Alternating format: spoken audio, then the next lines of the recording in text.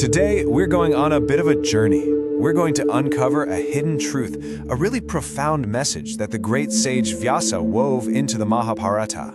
And the amazing part is it's a secret that's been hiding in plain sight, inside two of the most famous names in the entire story. You know, our whole exploration really begins in the dark of a prison cell, with a question that kind of haunts you.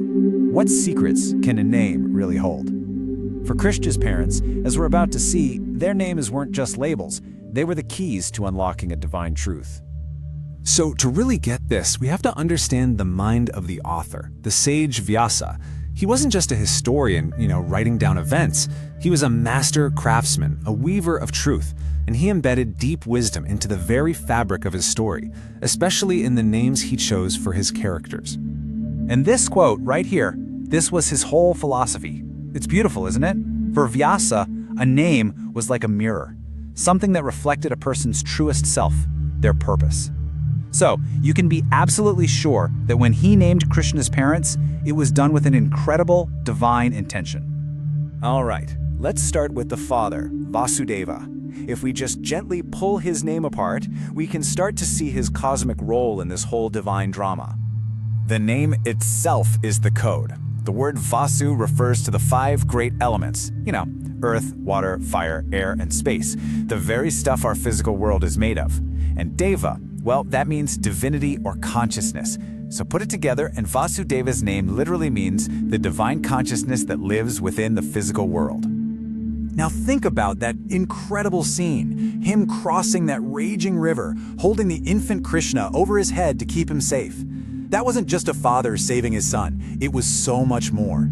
It was a powerful symbol of the physical world, Vasudeva himself, protecting its own divinity from the storm.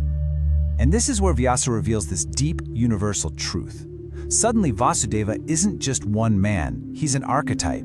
Any father, anywhere, who courageously protects and nurtures that spark, that divinity within his child, is living out the principle of Vasudeva. Okay, so now let's turn to the mother, Devaki.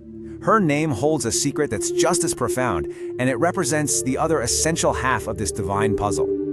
And just like before, the whole secret is right there in the name. Deva, we know that one. It means divine. But Ki means birth, or origin, or source. So Devaki's name means she who gives birth to the divine. She is the sacred starting point for life itself.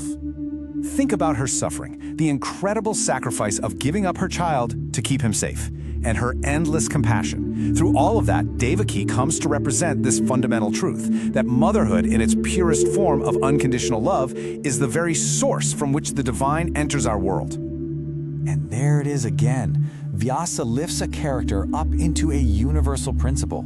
Every mother who nurtures life, who brings a child into the world with that incredible blend of love and courage, is channeling the power of Devaki. She is a vessel for the divine. So we have the father, the protector of divinity in the physical world, and we have the mother, the divine source from the spiritual world. So what happens when these two incredibly powerful principles come together?